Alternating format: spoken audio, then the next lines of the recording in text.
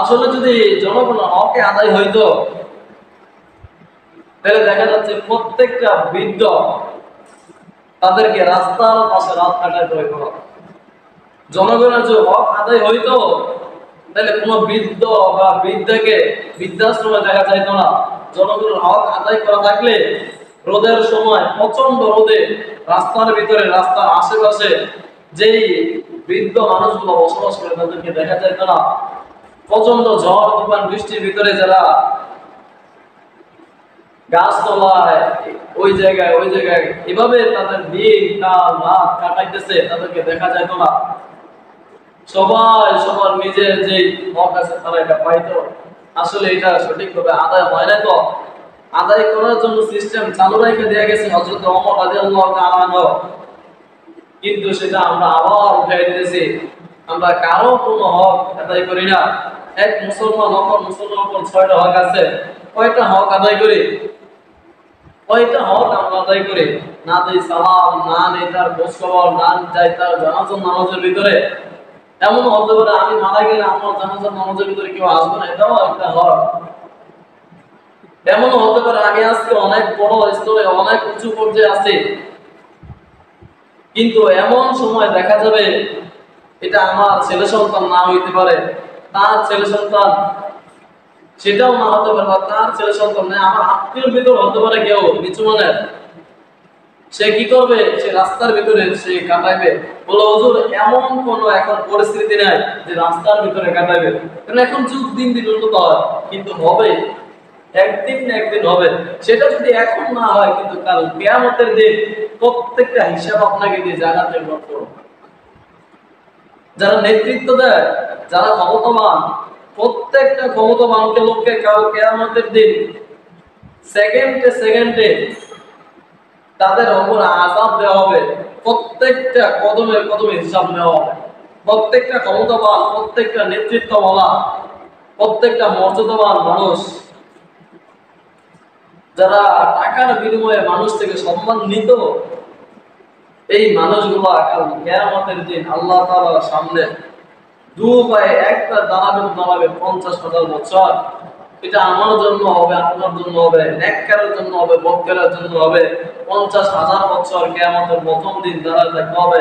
এটা নেককারের জন্য হইলে তো ভালো হবে, আর যদি বদকারের জন্য হয় তাহলে অনেক খারাপ হবে। যে হুজুর এটা কি হয় নাকি? হবে। যারা নেককার থাকবে 50,000 বছর কোন দিক দিয়ে যায় তারা বলতে পারবে না, কিন্তু যারা বদকার হবে 50,000 বছর পার করতে করতে এমন অবস্থা হবে যে মনে হয় না দিনকাল শেষ হচ্ছে। কোরআনের ভিতরে আয়াত নাযিল করেছেন আল্লাহ তাআলা 50,000 সানা, যে 50,000 বছর কিয়ামতের প্রথম দিন, অর্থাৎ কিয়ামতের প্রথম দিনে যার যতটুকু আমল, যার যতটুকু গুনাহ, এগুলা হিসাব নিয়েই তাকে ওই 50,000 বছরের আযাব তাকে পার করতে হবে। সূর্যটা মাথার আঘাত উপর আয়না দিয়ে দিবে, মস্তিষ্কগুলো টক টক টক টক করতে থাকবে। তার শরীরের প্রচন্ড ঘামে যার গুনাহ যত পরিমাণ, কারো গুনাহ যদি কম হয় তাহলে টাকনু পর্যন্ত, কারো গুনাহ যদি একটু বেশি হয় তাহলে হাঁটু পর্যন্ত, কারো গুনাহ যদি একটু আরো বেশি হয় তাহলে কোমর পর্যন্ত, কারো গুনাহ যদি একবারে বেশি হয়, সে যদি একবারে বেশি বদকার হয় তাহলে সে ঘামের ভিতরে ওই গরম পানির ভিতরে সে হাবুডুবু খাবে। কিন্তু কাল কিয়ামতের দিন যতই চিল্লাপাল্লা করুক না কেন, এই কথা তার ডাক, তার আশা, তার ভরসা, তার আনুগত্য, ওই সময় যতই আনুগত্য করো, যত ভরসাই করো, এটা ওই বলছিলাম সবাই মনে করে আমার পীর এরকম, আমার পীর ওই রকম, এই জনের পীর ওই রকম, ওই জনের পীর ওই রকম, আমার পীর আমাকে জান্নাতে নিয়ে যাবে। আরে বেটা কি কস বেটা, তোর পীর তোর জান্নাতে নিয়ে যাবে, আমার পীর আমার জান্নাত। এই যে লাগছে যে অমুক মাজার ভালো না, পৃথিবীর ভিতরে বাংলাদেশের ভিতরে যত মাজার আছে এগুলোর ভিতরে সব ভণ্ড এখন বাস করে, সব ভণ্ডরা বাস করে। যে আপনাকে কাল কিয়ামতের দিন সুপারিশ দিবে। পাকড়া কোথায় কামড়াইছে, মাজারের যে লোকগুলো থাকলে থাকে এইগুলো সুপারিশ দিবে। মাজারের ভিতরে যে লোকগুলো বসবাস করে, যারা থাকে ওইখানে মহিলা পুরুষ মহিলা একসাথে, তারাও নাকি জান্নাতের ভিতরে থাকবে, তারাও নাকি কাল কিয়ামতের দিন সুপারিশ করবে। আসলে গাদা কারে কয়? আসলে গাদা বলতে মানে কাকে বলে?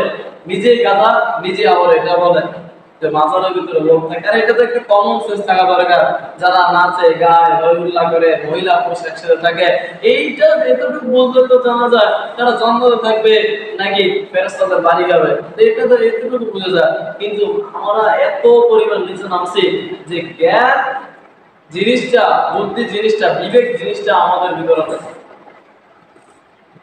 মাজারের ভিতরে গেছে, বাবার সাথে দেখা হয়েছে, বাবা কিছু হাদিয়া দিল,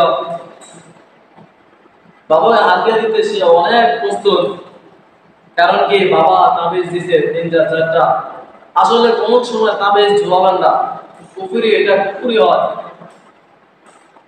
এটা আল্লাহ তাআলার সাথে শিরক হয়ে যায়। কেউ যদি কখনো তাবিজ আপনাকে দেয় তাহলে কখনো ঝুলাবেন না, যা আছে এখন থেকে ছিঁড়ে ফেলে দেন, এখন থেকে ছিঁড়ে ফেলে দেন, এখনই ছিঁড়ে ফেলে দেন। এটা হাতে হোক, গলায় হোক, মাথায় হোক, যেই জায়গায় হোক, তাবিজ রাখা যাবে না। কারণ এটা যখন মানুষ এটাকে এমন পর্যায়ে নিয়ে যায়, মানে সে তখন সে এই তাবিজের উপর বিশ্বাসী হয়ে যায়, কোরআন থেকে বিশ্বাস উঠে যায়, হাদিস থেকে বিশ্বাস উঠে যায়, আল্লাহ তাআলার কাছ থেকে আনুগত্য চলে যায়। মাজারের ভিতরে সে পীর, সাফায়াতকারী, তার ভিতরে অনেক বেশি আকৃষ্ট হয়, সে অনেক বেশি আকৃষ্ট। কারণ কি, দেখা যাচ্ছে যে মাফ করলো আল্লাহ তাআলা, কিন্তু তাবিজ ঝুলাইছে 1.5 মাস আগে। কি কারণে মাফ হয়েছে? বলে ভাবে অমুক ভাই যে অমুক জায়গার ভিতরে একটা মাজার আছে, অমুক জায়গায় অমুক গন্ড বাবা বসে, তার কাছ থেকে তাবিজ আনলে, ওনার কাছ থেকে তাবিজ আনলে উনি সম্মান দিয়ে বলে আর কি। তাই আমি বললাম আর কি যে এর কাছ থেকে তাবিজ আনলে নাকি ভালো হয়। আসলে গুজব ছড়ানোর কত বড় রক্ষে কি এখনকার মহিলাদের ভিতরে সবচেয়ে বেশি। আড্ডা ফাড্ডা যত আছে এগুলো সব মহিলারা, ফেতনা ফাসাদ। এই নবীর উম্মত যারা আছে, বেশিরভাগ মানুষ, বেশিরভাগ পুরুষ জাহান্নামে যাবে শুধুমাত্র মহিলাদের কারণে। হাদিসের ভিতরে স্পষ্ট আছে যে মহিলাদের কারণে অনেক পুরুষ, বেশি সংখ্যক পুরুষ জাহান্নামের ভিতরে যাবে। আর নারীর তার যে একটা, এটা রূপে হতে পারে, গুণে হতে পারে, এটা যাকে ধরে ফেলবে সে আর কোনো গুণে ছুটতে পারবে না, তাকে জাহান্নামে নেওয়ার আগ পর্যন্ত। অবৈধ সম্পর্ক, অবৈধ প্রেম ভালোবাসা, এগুলা পরকীয়া, এগুলা সমাজে দিন দিন বৃদ্ধি পাইতেছে আর সবাইকে জাহান্নামের দিকে ফলাইতেছে। এই মোবাইল এগুলা আমাদেরকে কি শিক্ষা দিতেছে? এটার ভিতরে ভালো আছে আবার খারাপও আছে। আপনি চাইলে ভালো শিখতে পারবেন, আবার চাইলে খারাপ শিখতে পারবেন। আপনি চাইলে আপনার নিজেকে জান্নাতের দিকে নিয়ে যেতে পারবেন, আবার আপনি চাইলে নিজেকে জাহান্নামের দিকে আপনি ফেলে ঠেলে দিতে পারবেন। এই জন্য নিজেকে জাহান্নামের দিকে ঢেলে না দেওয়া, নিজের দিকে লক্ষ্য রাখা, নিজের প্রতি একটু যত্নবান হওয়া, নিজের দিকে দিকে, দুনিয়ার দিকে না, আখিরাতের দিকে একটু যত্নবান হওয়া, আখিরাতের দিকে একটু গুরুত্ব দেওয়া, আখিরাতের দিকে একটু মনোমালিন করা, আপনার নিজেকে আখিরাতের দিকে, আল্লাহ তাআলার দিকে ঝুঁকায় দেওয়া। দাদা ইবাদত করে মজা পান, ওইরকম ইবাদত আপনাকে আমাকে করতে হবে। ইবাদত এমন ভাবে করতে হবে যাতে ইবাদত আমার করার সাথে সাথে আমার মন মানসিকতা, আমার মন বলে ইবাদত কবুল হয়েছে, যে আল্লাহ তাআলা আমার ইবাদত কবুল করে নিয়েছে।